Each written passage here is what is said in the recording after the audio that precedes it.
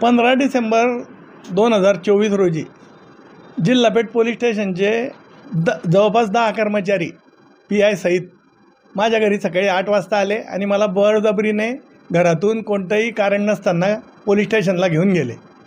मी त्यांना विचारलं, मला नोटीस द्या, माझ्याविरुद्ध काही गुन्हा दाखल आहे का, मला ते सांगा। त्यांनी सांगितलं इथे काहीच सांगणार नाही, पोलीस स्टेशनला सांगू। तिथे नेऊन मला 11 वाजेपर्यंत एका रूममध्ये बसवून ठेवलं जिथे CCTV कॅमेरा लागलेला नाही आहे। मग 11-11:30ला त्यांनी सांगितलं की तुमच्याविरुद्ध गुन्हा दाखल केलेला आहे मस्टर चोरीचा। मी त्यांना सांगितलं ते मस्टर तर तुमच्याच ताब्यात आहे, 21 सालीच मी दिलेलं आहे, पंचनामा आहे तुमचा माझ्याजवळ की ते तुमच्या ताब्यात आहे, मी कसं काय चोरी केली, मी गुन्हा दाखल केला तिच्यात ते जमा आहे। त्यांनी सांगितलं की आम्हाला काही माहीत नाही, तुमच्यावर गुन्हा दाखल केला आहे। बरं म्हटलं ठीक आहे।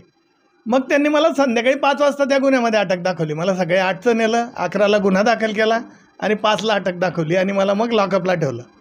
त्याच्यानंतर 2 दिवसाची पोलीस कोठडी घेतली आणि 7 दिवसाची मला MCR मिळाला नंतर पोलीस कोठडी संपल्यावर। या सर्व बाबींमध्ये 7 वर्षाच्या आतला गुन्हा असताना सुप्रीम कोर्टाच्या निर्देशाप्रमाणे मला अटक करता येत नसताना बळजबरी नेऊन घरून इल्लिगल ट्रेसपास केला माझ्या घरात। बळजबरी मला घरातून काढलं 10 लोकांनी जिल्हापेठ पोलीस स्टेशनच्या। मला नेऊन बळजबरी माझ्यावर खोटा गुन्हा दाखल केला आणि मला अटक केली आणि मला 9 दिवस 2 दिवस पोलीस कोठडी आणि 6 दिवस जेलमध्ये राहावं लागलं। याबाबत मी औरंगाबाद उच्च न्यायालयात त्यांच्याविरुद्ध सुप्रीम कोर्टाच्या आदेशांचा अवमान झाला म्हणून गुन्हा दाखल केला। हे कंटेम्प्ट पिटिशन टाकलं, गुन्हा दाखल नाही केला, कंटेम्प्ट पिटिशन टाकलं। त्या कंटेम्प्ट पिटिशनमध्ये 6 तारखेला त्यांच्याकडून नोटीस निघाली, कोर्टाने नोटीस काढली मान्य उच्च न्यायालयाने या सर्व लोकांविरुद्ध। त्यात महाराष्ट्राचे होम सेक्रेटरी, पोलीस महासंचालक महाराष्ट्राचे, पोलीस महानिरीक्षक नाशिक परिक्षेत्र, जळगावचे SP आणि जिल्हापेठ पोलीस स्टेशनचे PI आणि काही कर्मचारी यांच्याविरुद्ध कंटेम्प्ट पिटिशनमध्ये नोटीस काढली आहे।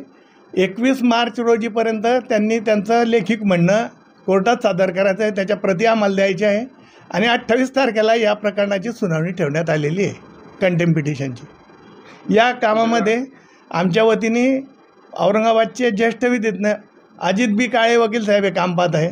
त्यांनी प्रखरपणे आणि प्रभावीपणे ही सगळी बाजू मान्य उच्च न्यायालयात मांडल्यामुळे या नोटीस निघालेल्या आहे हायकोर्टात। कोर्टाचं कामकाज असो या पोलिसांचं कामकाज असो मात्र कागदावर वेगळं असतं आणि कोणाच्या दबावाखाली कामकाज होतं का असं वाटतं का? आणि थेट हा व्यक्ती कोणी आहे का, आपल्याला नाव माहिती आहे का ज्याच्या दबावाखाली कोणी? 100% त्यांच्या म्हणण्यानुसार किंवा मला जे समजतं कोणीतरी राजकीय दबाव टाकून यांच्याकडून एक खोटे गुन्हे माझ्यावर दाखल करून घेत आहे, माझं रेकॉर्ड खराब करायचं आणि माझ्यावर काहीतरी मोठी कारवाई करून मला वर्षानुवर्ष जेलमध्ये सडवायचं, हा त्यांचा हेतू दिसतोय। भरपूर लोक आहे ज्यांना माझ्या केसमध्ये मोका लागला ते असू शकता। आता तो पोलिसांनीच चौकशी करावी त्या गुन्ह्याची। मी अशा नालायक लोकांचे नावं सुद्धा घेऊ इच्छित नाही। सत्ताधारी विरोधक काय करतील? विरोधकांचं काय चालतं? विरोधकांचं थोडी चालतं। पोलिसांनी तपासाचा विषय आहे, पोलिसांनी सुद्धा तपास करून मला नाव सांगावं, मी त्याच्या विरुद्ध जाईल कोर्टात। जर जामनेर पॅटर्न सुरू झालेला आहे पण जळगाव जिल्ह्यात आणि महाराष्ट्रात। जामनेर पॅटर्न म्हणजे निष्पाप लोकांना खोट्या गुन्ह्यांमध्ये अडकवून बेजार करायचं आणि खोट्या गुन्ह्यांमध्ये त्यांना पळवत पोलिसांना दबाव टाकून खोटे गुन्हे दाखल करून त्या खोट्या गुन्ह्यामध्ये ज्याच्यावर खोटा गुन्हा दाखल केला त्याला पळवत फिरायचं, त्याचा जामीन होऊ द्यायचा आणि जामीन झाला तरी त्याला त्याच्या पूर्ण फॅमिलीला त्रास द्यायचा, हा जामनेर पॅटर्न आहे। आणि असे 300 गुन्हे दाखल झालेले आहेत जामनेरमध्ये यापूर्वी। आता कोण करतं तो तपासाचा भाग आहे। तुम्ही पत्रकार आहे, माझ्यापेक्षा जास्त तुम्हाला माहिती आहे कोण जामनेर पॅटर्न करतं। पोलीस करतात राजकीय लोकांच्या दबावाला बळी पडून।